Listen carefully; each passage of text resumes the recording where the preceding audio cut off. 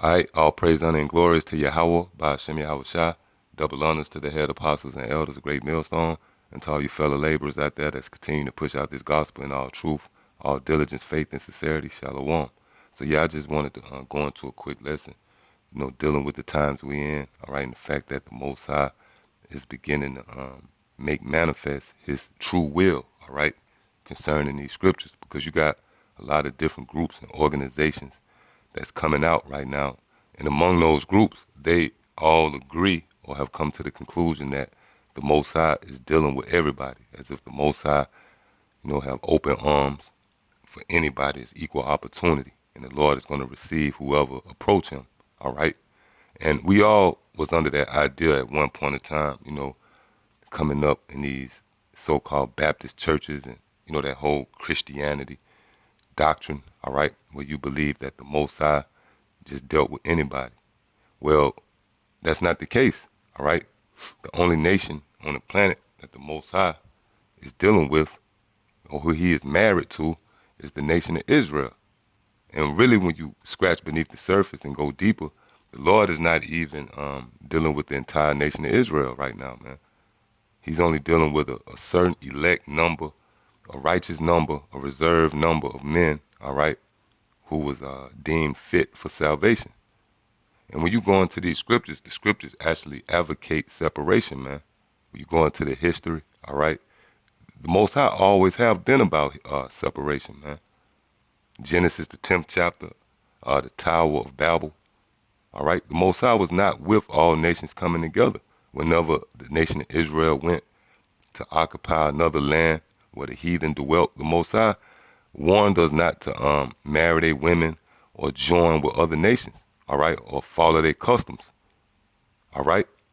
Because really the only time the nation of Israel ever coexisted with any of these heathen nations was when we was in captivity under them, man, all right? Which all these different nations had us in captivity at one point of time or another, all right? So the Most High definitely is not dealing with everybody coming together.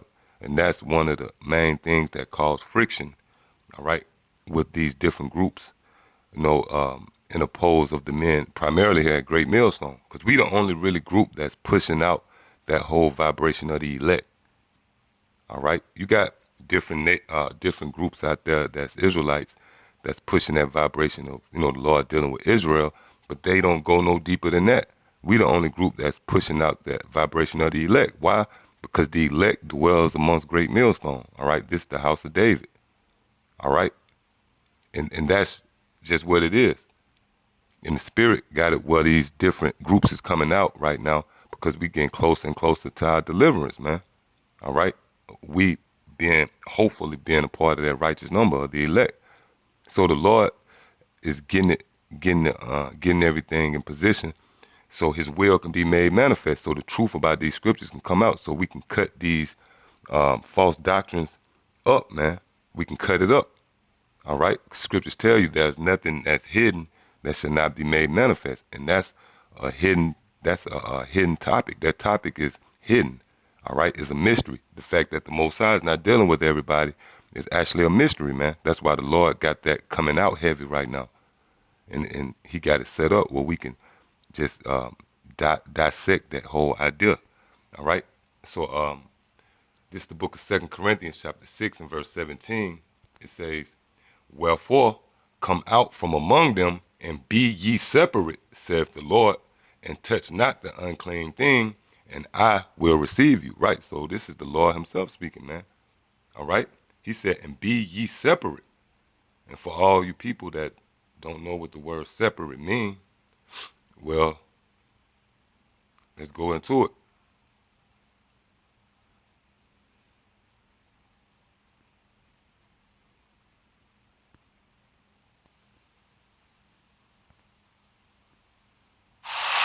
Strong's G 873. Afarizo. Afarizo. All right? It says to mark off from others by boundaries, to limit, to separate, right? So to separate yourself is to mark off yourself or separate yourself by a boundary, all right? Like you got something to separate you from the next person. So that's a clear example of the way the Most High set everything up. All right. This is the book of Sirach, chapter 13, and I'm start at verse 16. All flesh consorteth according to kind, and a man will cleave to his like. What fellowship have the wolf with the lamb, so the sinner with the godly, right? So this is the will of the Most High, man. Separation is the essence of these scriptures, man. All right? Why would the Most High reserve a day for judgment, all right, or a day for salvation if everybody was looked at as equal? It wouldn't make sense, man. All right, somebody got to be judged and somebody got to be delivered. That's that distinguishing factor, man. If everybody was equal, if the Lord looked at everybody with the same level of mercy, then it wouldn't be no point of life even existing, man. All right?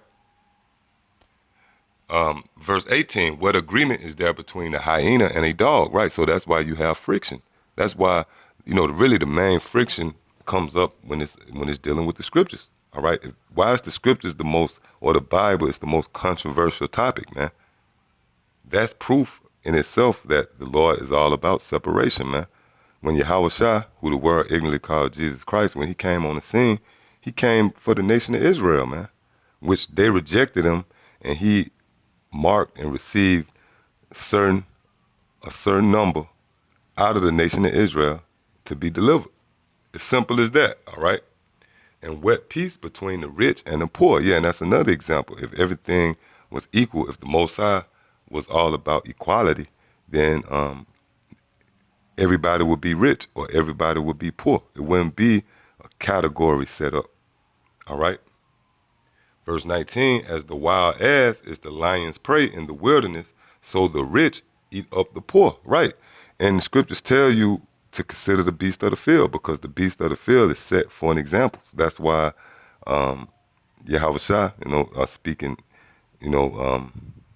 through King Solomon, all right, said, what? Go to the ant, you sluggard. Why did he say that? Because the beast of the field and animals is set up for an example, all right?